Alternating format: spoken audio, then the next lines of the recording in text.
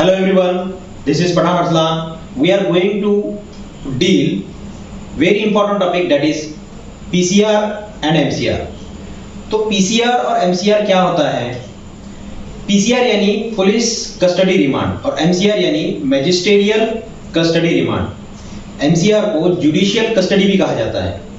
तो जो police custody होती है या मैजिस्ट्रियल कस्टडी होती है, ये कितने दिन के लिए दी जाती है? PCR कितने दिन के लिए दिया जाएगा और MCR कितने दिन के लिए दिया जाएगा, ये सारी बातें मैं आपको इस वीडियो के माध्यम से बताने वाला हूँ। इसका प्रोविजन किस एक्ट में किया गया, कौन सा सेक्शन है, और साथ ही साथ मैं आप लोगों को इससे जुड़ा एक इम्पोर्टेंट बहुत ही लैंडमार्क जजमेंट जो सुप्रीम कोर्ट ने हेल्ड किया है, वो भी मैं आपको इस वीडियो के माध्यम से बताऊंगा। आप वीडियो के अंत तक बने रहें और अगर आपको वीडियो अच्छा लगता है तो मेरे वीडियो को लाइक कीजिए, सब्सक्राइब कीजिए, साथ ही साथ बेल आइकन को प्रेस कीजिए ताकि मैं जब भी वीडियो अपलोड करूं सबसे पहले नोटिफिकेशन आपको मिले। चलिए शुरुआत करते हैं आज के हमारे टॉपिक की। लेकिन सबसे पहले मैं आप लोगों को एक बात बोलना चाहता हूं कि कानून जो होता है वो हमेशा जागरूक लोगों की मदद करता है, यानी कि जो अपने हक के प्रति जागरूक होता है कानून उन्हीं की मदद करता है। कहा जाता है कि law helps to vigilant not to sleepy. चलिए शुरुआत करते हैं PCR और MCR की। तो दोस्तों PCR का जो और MCR का जो प्रोविजन किया गया है वो code of the criminal procedure section 167 में किया गया है। दोस्तों PCR जो है वो मैजिस्ट्रेट मैक्सिमम 15 दिन के लिए दिया जाता है और MCR जो है ये 60 दिन के लिए और कुछ केसेस में 90 दिन के लिए दिया जाता है। तो दोस्तों उससे पहले आप उसके पीछे का पर्पस समझिए कि क्यों पुलिस कस्टडी दी जाती है 15 दिन के लिए और क्यों मैजिस्ट्रेट कस्टडी दी जाती है जिसका प्रोविजन 60 दिन या 90 दिन तक किया गया है। दोस्तों procedure when investigation can not be completed in 24 hours, तो उस वक्त PCR दिया जाता है। जैसे कि CRPC के सेक्शन 57 में कहा गया है जब कोई भी गुनाह कमिट होता है और गुनाह कमिट होने के बाद जब अक्यूज्ड को अरेस्ट किया जाता है तो 24 आवर्स के अंदर अंदर उसे नजदीकी मजिस्ट्रेट के पास अपीयर करना होता है। और नजदीकी मजिस्ट्रेट के पास अपीयर करने के बाद पुलिस को ऐसा लगता है कि इस अक्यूज को अपने ही पास रखना चाहिए, अपने ही कस्टडी में, यानी पुलिस को लगता है कि पुलिस कस्टडी में इस अक्यूज को रखना चाहिए ताकि जो भी गुनाह कमिट हुआ है उसमें इन्वेस्टिगेशन के लिए उनको आसानी जाए। या फिर फॉर एग्जांपल कोई ऐसा क्राइम कमिट हुआ हो जहां पर पैरों के निशान हो, तो उस पैरों के निशान की शिनाख्त करने के लिए उस अक्यूज को पुलिस PCR की डिमांड करती है मैजिस्ट्रेट के सामने और मैजिस्ट्रेट को उसमें 15 दिन तक के PCR देने का अधिकार होता है मैक्सिमम।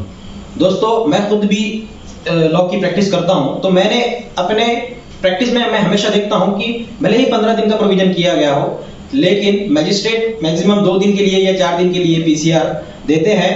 फिर उसके बाद जब 2 दिन या 4 दिन कंप्लीट हो जाते हैं तो फिर वो पुलिस ऑफिसर उस अक्यूज को वापस मैजिस्ट्रेट के सामने अपीयर करते हैं। उस वक्त फिर उससे और डिमांड की जाती है पुलिस के मार्फत और उसके बाद अगर मैजिस्ट्रेट को लगता है तो वो बढ़ाया जाता है, लेकिन मैक्सिमम 15 दिन से ज्यादा नहीं बढ़ाया जाएगा। ये PCR के बारे में है। और MCR से रिलेटेड ऐसी कंसेप्ट है दोस्तों, MCR ये मैक्सिमम 60 दिन या 90 दिन तक दिया जाता है। तो 60 दिन उस सिचुएशन में कि कोई गुनाह कमिट हो जो कॉग्निजेबल हो और वो उसमें 10 साल से ज्यादा का जो इम्प्रिजनमेंट है, not above the 10 year imprisonment, उससे ज्यादा तक नहीं होना चाहिए, उससे कम ही होना चाहिए, उसमें ऐसे सिचुएशन में 60 दिन की MCR दिया जाता है, मैजिस्ट्रियल कस्टडी दी जाती है। और जिसमें लाइफ इम्प्रिजनमेंट ये पनिशमेंट का प्रोविजन किया गया है या फिर डेथ पेनल्टी का पनिशमेंट किया गया है या फिर 10 साल से ज्यादा की पनिशमेंट, 10 साल से ज्यादा इम्प्रिजनमेंट की पनिशमेंट अगर उसमें दी गई है उस एक्ट में, जो भी उसने गुनाह कमिट किया गया है उस एक्ट में, तो फिर उसे 90 दिन तक के MCR मिल सकता है। लेकिन दोस्तों जैसे मैंने आपको कहा कि भले ही 90 दिन का प्रोविजन किया गया हो लेकिन कुछ दिन के लिए दिया जाता है, फिर उसे और भी आगे अगर जरूरत पड़े तो बढ़ाया जाता है। तो ये थी MCR और PCR से जुड़ी हुई बातें। लेकिन दोस्तों जब भी कोई अक्यूज को पुलिस गुनाह कमिट होता है, पुलिस उसे अरेस्ट करती है तो उसे, जैसे कि मैंने आप लोगों से कहा कि नजदीकी मजिस्ट्रेट के सामने उसे अपीयर करना होता है और अगर वो मजिस्ट्रेट वहां अवेलेबल नहीं है उस वक्त उसे एग्जीक्यूटिव मजिस्ट्रेट के सामने अपीयर करना होगा। एग्जीक्यूटिव मजिस्ट्रेट यानी कि जैसे कि मैं आपको एग्जांपल उनकी हायरार्की बता देता हूँ। सबसे छोटा उसमें तहसीलदार है, जैसे पावर दिया गया है। उसके बाद एसडीएम है, सब डिविजनल मजिस्ट्रेट। उसके बाद फिर डीएम है, डिस्ट्रिक्ट मजिस्ट्रेट यानी कलेक्टर। ये उनकी हायरार्की हो गई। तो इन लोगों को यानी एग्जीक्यूटिव मजिस्ट्रेट को पीसीआर मैक्सिमम 7 दिन तक की देने की अथॉरिटी है, पावर है उनके पास। मैक्सिमम 7 दिन तक ही दिया जा सकता है। तो दोस्तों, जहां तक हो सके मैंने आप लोगों को आसान भाषा में समझाने की कोशिश किया हूं। और दोस्तों, जैसे मैंने आप लोगों से कहा कि मैं इसके बारे में आपको एक केस लॉ भी बताऊंगा, तो मैं आप लोगों को वो केस लॉ बताने जा रहा हूं। तो दोस्तों, वो केस लॉ है Gautam Navlakha versus state national agency. ये केस सुप्रीम कोर्ट का है, 2021 का ये केस लॉ है। बहुत बड़ा लैंडमार्क जजमेंट था ये। तो इसमें हाउस अरेस्ट के बारे में बताया गया है। एप्रोप्रिएट केसेस में इस तरह का हाउस अरेस्ट का भी प्रोविजन दिया गया है इस केस में। सारी डिटेल जानकारी आपको चाहिए तो मुझे कमेंट बॉक्स में बताइए, मैं आपको इसकी पीडीएफ भी सेंड कर दूंगा। तो दोस्तों, ये सब था पीसीआर और एमसीआर से जुड़ी सारी बातें।